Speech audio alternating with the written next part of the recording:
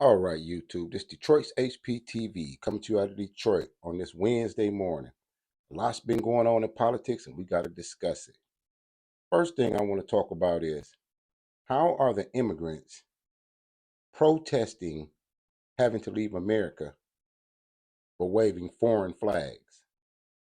In what other country can you burn their flag and wave your own in protest after already being here illegally? That's problematic on the face of it. Now, I want you to think about who's behind this, who has emboldened them to a point to where foreign nationals can actually go up against the U.S. government. It seems these Democrats are such sore losers, they'll rather see the whole country collapse and destroyed and fall into chaos before conceding that their views were wrong. Now, on this channel, we try to get down to the truth of matters, not pontificate and espouse propaganda and empty rhetoric about what's going on in this country. But I want to talk to you guys about the Constitution. I want to talk to you about treason. How many of you know what treason is? Well, I got the Constitution right here. Let me quickly read to you what treason is.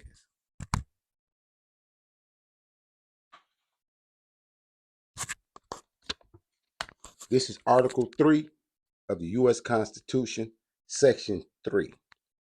Treason against the United States shall consist only in levying war against them or adhering to their enemies, giving them aid and comfort. No person shall be convicted of treason unless on the testimony of two witnesses to the same overt act or on confession in open court. The Congress shall have power to declare the punishment of treason, but no attainder of treason shall work corruption of blood or forfeiture except during the life of the person obtained. So, what they're saying in the Constitution is treason is giving aid and comfort to America's enemies, helping them break the laws of the United States and the Constitution. So, if you have illegal immigrants here waving foreign flags, creating chaos, you have cartel members shooting across the border at ICE workers and public officials, those are acts of war. And treason consists of helping them do this. So now you look at certain Democrats, they put out front telling American citizens to fight in the streets, agitate, create chaos, while at the same time, the border is under siege. The government is at odds with other foreign countries, but yet they say these things as if they've never read the Constitution. See, what I've learned is this: just because a person has a degree or went to school for a particular field doesn't make them intelligent. And another problem with this is in this country, on the Democratic side, they consistently put Black women out front to espouse anti American rhetoric, anti government rhetoric, anti patriarchal rhetoric. It's, to me, it seems because they think in one part of their mind that if you critique them, you'll be called misogynist. And if you not Black, you will be called a racist. So they use these human shields to espouse this anti-government rhetoric that is really a dangerous narrative. Because I read to you what treason is: giving aid and comfort to the enemy, levying war against the states. So if you can come out and tell your constituents to fight in the streets against the federal government, you assist illegal immigrants in waving their flag and creating chaos in these city streets, it's a dangerous game. It's a game that an intelligent man wouldn't do because he would know the consequences as a man. He would be held accountable and he would be accused of treason and sedition. But I want to show you how the Democratic Party uses and politicizes black women and use them not only against their own communities, but use them against the government. I want you to watch two clips. One is of Jasmine Crockett, and the last clip I'm going to show you is Joy Reid. Joy Reid comparing deportation to the Holocaust. On a world stage, she's telling the world that the United States of America is creating a Holocaust. That is profound in its wickedness. It's profound in its anti-American sentiment. And she is a first generation American. Her parents are not from America. Her loyalty and ties are not to this country.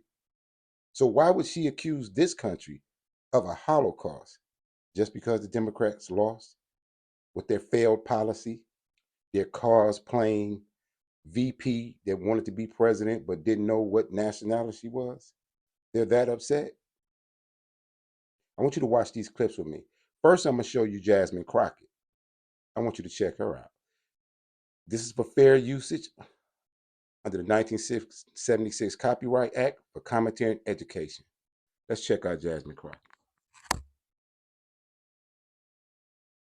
Vice ranking member of the House Oversight Committee, is also part of a congressional subcommittee that will work with Musk's Doge. Congresswoman, thank you so much for joining me this evening. There is a lot to unpack, especially the title he has. Now, as a special government employee, would that give him the right to be able to access the Treasury Department's payment system or even USAID? No, absolutely not. I like that you laid out the description of the type of employee he is. This is the Now, let me give you a heads up on what this is about. Elon Musk has been appointed to do oversight through Doge on the Treasury, finding out where American dollars have been spent. And if you've been following it, they've been spending the taxpayers' money abroad on some things that are insane when you consider you have homeless people in America, you have homeless veterans. So they are mad because now they're being audited. They're following the money.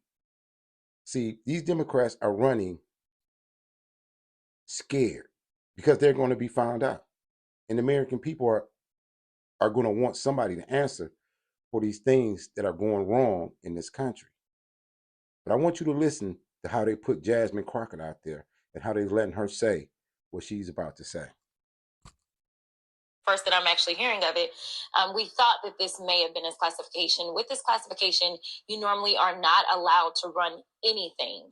Absolutely not. So that's already exceeding the scope of what you're allowed to do with this type of classification. That's number one.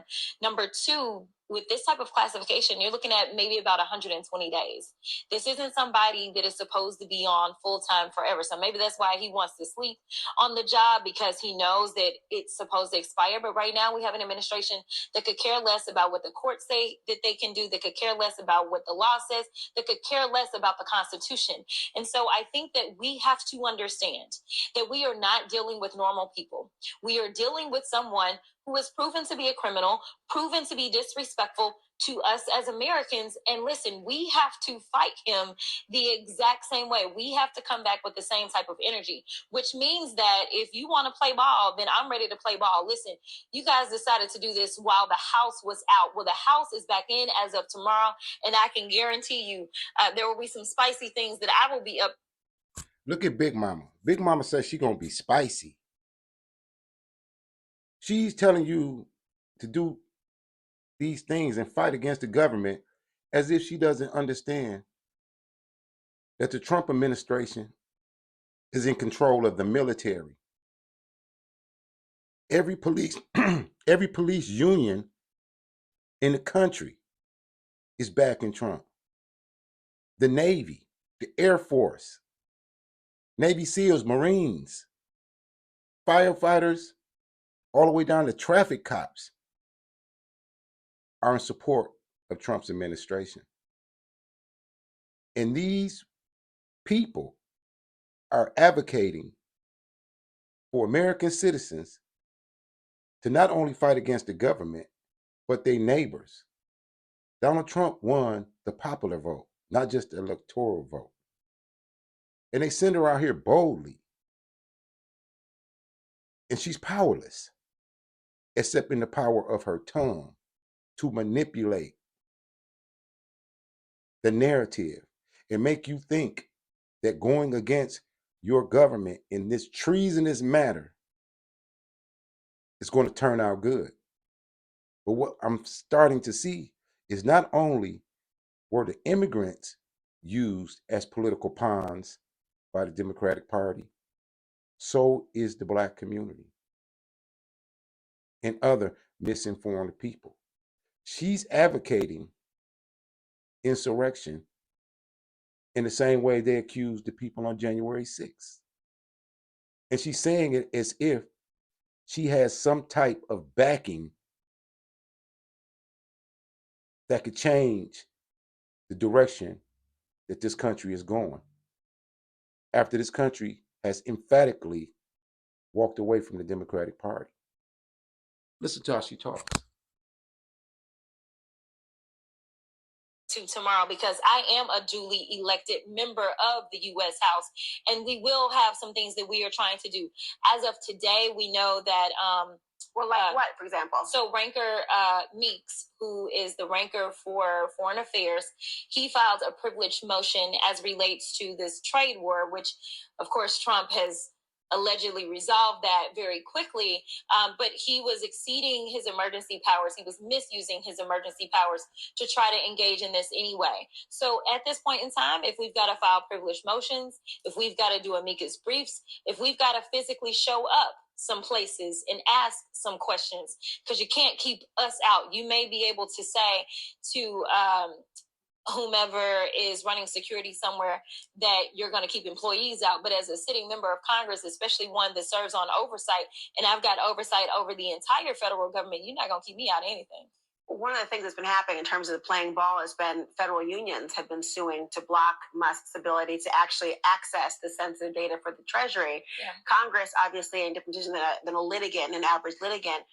What could the Democrats do specifically, as opposed to being in the majority, to actually try to combat this? It doesn't sound like there's the largest of appetites among Republicans to say that the mandate may have been for you to serve in office, but not to have this wide scope of authority for a non-elected official. Well, I'm definitely going to say that the mandate wasn't there at all. The numbers are really small, kind of like his crowds. So I'm not going to say that there was a mandate. But what I will say is that it is time for us to stand shoulder to shoulder with those that are going to file those lawsuits. We've got to make sure that they know that we are giving them access to our constituents, making sure that they know these are the stories of our constituents. These are the ones that are willing to testify about the fear that they are living through. I get emails consistently about people saying, what the heck is going on? And here's the reality. The reason that you have to have a certain level of clearance before you can engage in these types of actions, or you may even have to be confirmed in some way, is because really you can cause a lot of harm. And no one has explained, listen, if your whole job is to figure out where we can cut money, then sit down and look at the budget and say line by line, listen, Mr. President, what you should do is in your proposed budget that you send over to the Congress, you should cut this, you should cut that, the same way that he decided during his first term that he was going to zero out money for HBCUs, and Dr. Adams had to come and fight to get that money for HBCUs back.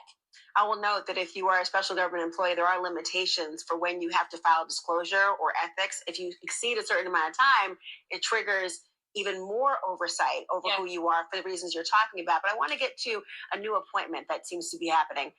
President Trump is appointing Darren Beattie to a top State Department role.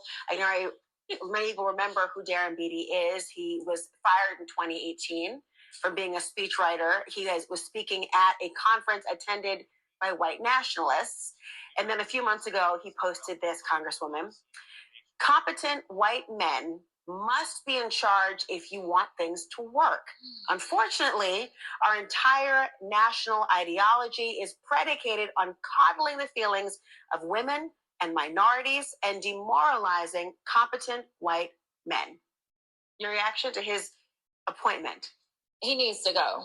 I mean, this is very simple. We right now have a white supremacist that is sitting in the White House. He is backed up by other. I want you to listen to what she's saying. This is the level that they are going to paint this narrative and create a rebellion. They're saying that President Trump is a white supremacist. What has he done to harm the black community ever? What does she constitute as a white supremacist? Because she comes off as a black supremacist, if you continue to listen to what she's about to say. See, this race baiting has a purpose. They wanted black people to unite with immigrants and to create chaos and riots in the street of America as if there's some black-brown coalition. See, we're not affected by the same laws that immigrants are. Let me read something else to you out of this book, out of the Constitution. Let me read to you the 14th Amendment.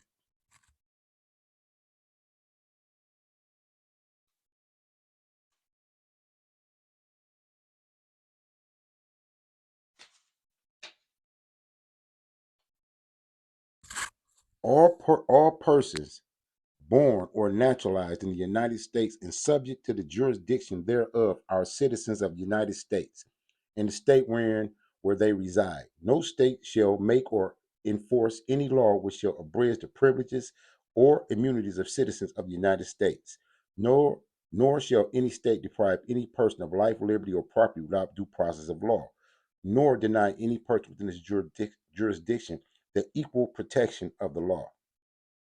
All persons born or naturalized in the United States. Now, the 14th Amendment was added during construction after the Civil War and Emancipation Proclamation.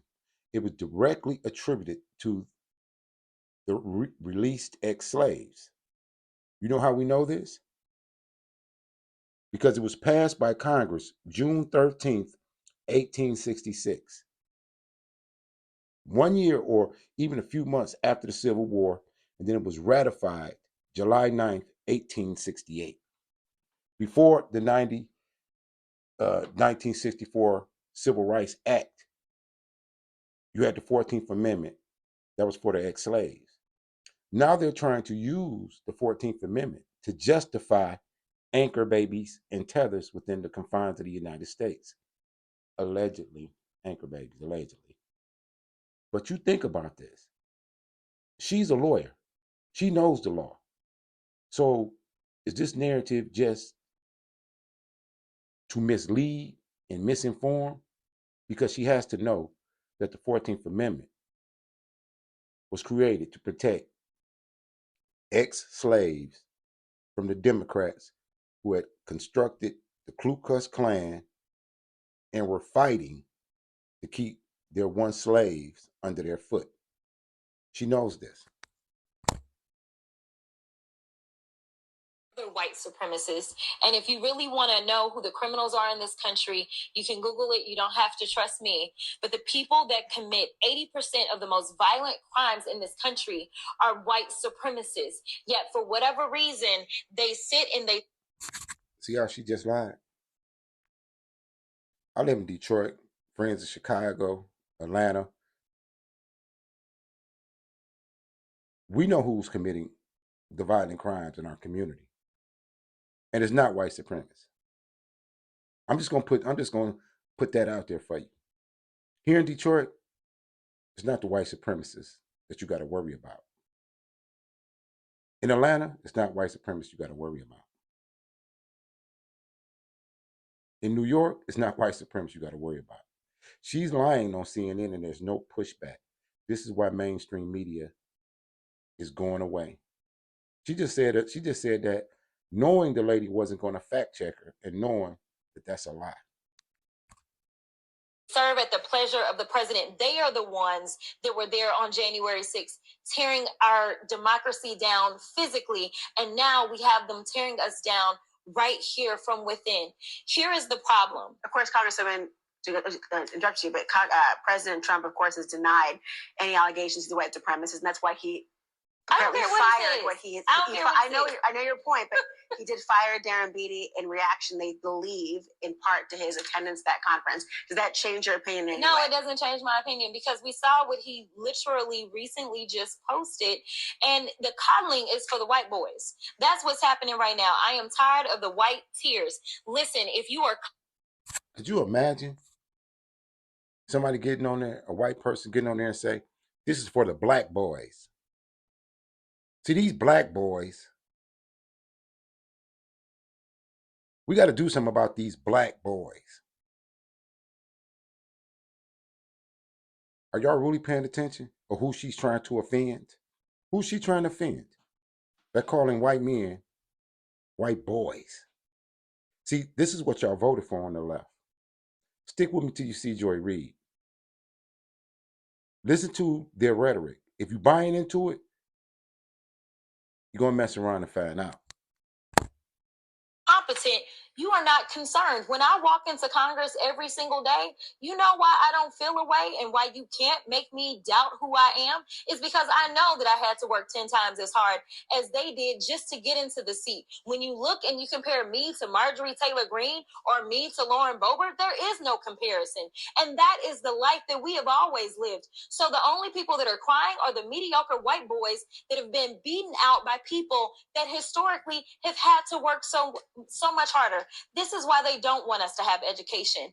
This is why they are trying to literally say we won't fund the HBCUs, because they know that if they've already gone after affirmative action and they're saying, you know what, don't allow them to come into, say, these PWIs, as we call them, don't allow them to come into these institutions. We know why they created the HBCUs in the first place. It was because they wouldn't allow us into the white institutions. And so now they're not allowing us in. And now they're saying, you know what, we're also going to defund the HBCUs. You know why? Because they don't want any more Kamala Harrises. They don't want any more Jasmine Crockett's. But I got news for them. I don't care what they do. We will fight to the end to make sure that we get our due. Because again, if you want to talk about the people that shouldn't be in this country, you probably need to look in the mirror, because the last time I checked, the Native Americans who some of ICE have been rounding up, or the Puerto Ricans who are absolutely Americans, listen, the only people that came and colonized this place are your ancestors, Trump. I'll note that the Beatty position is for the acting undersecretary for public diplomacy and public affairs, a key role in helping to shape U.S. messaging abroad related to counterterrorism and violent extremism. Thank you, Congresswoman, for your words tonight and for your insight.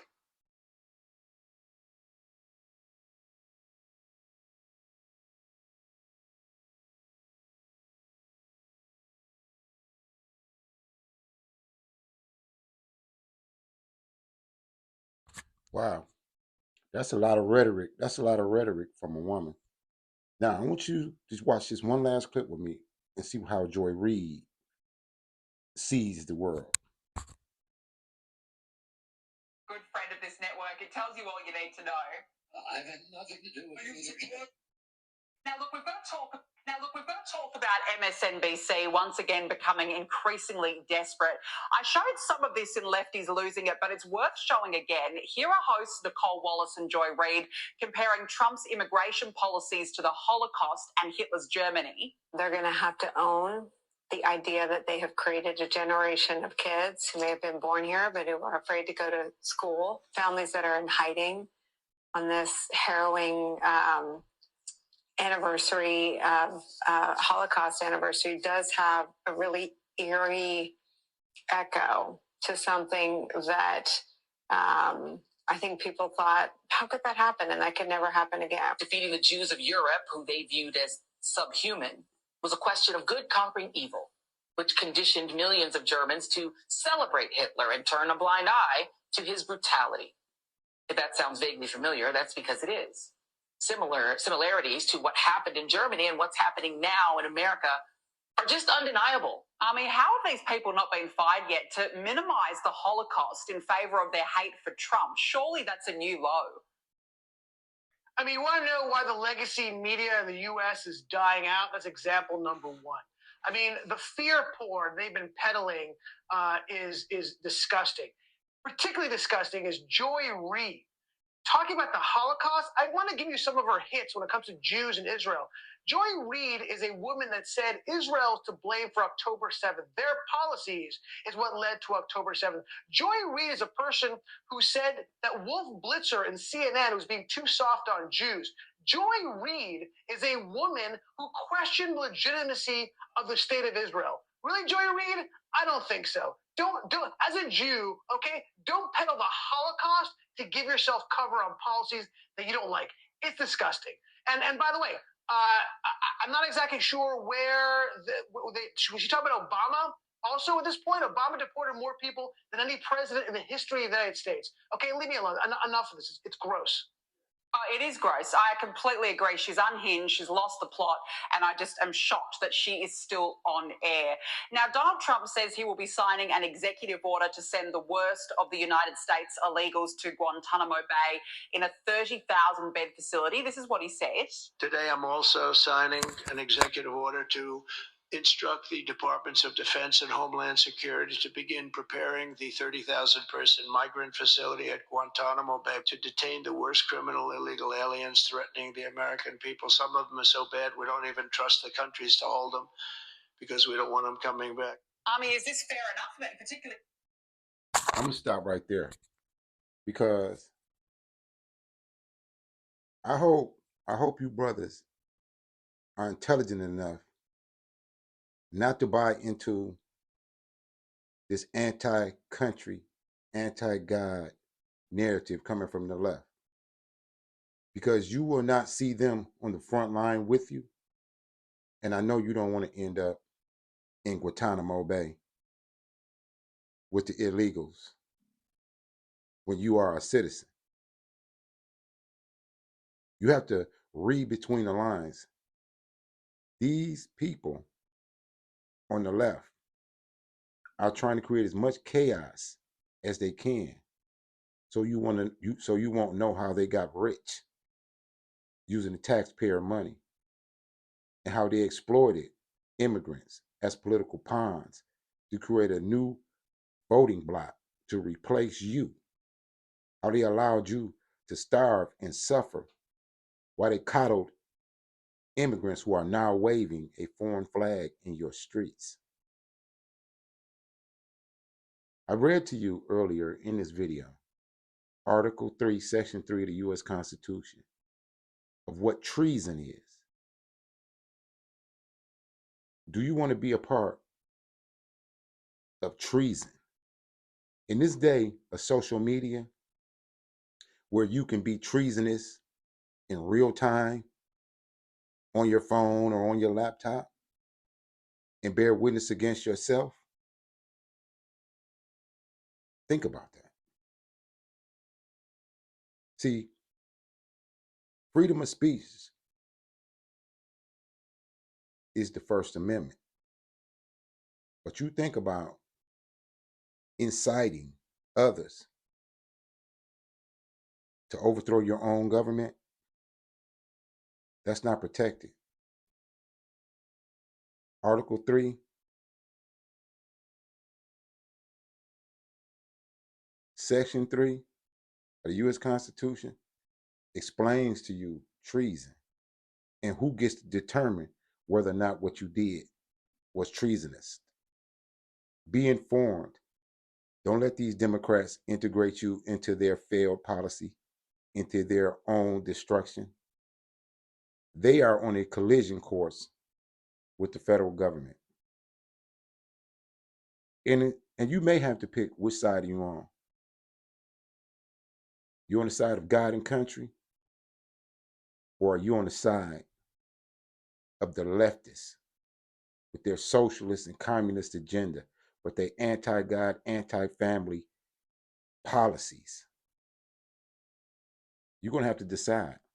But in the meantime, keep your eyes open. That's all I got for you today. I'm out of Detroit. This is Detroit's HPTV. Support the channel. As always, salute to all patrons and keep your head on a swivel. Peace.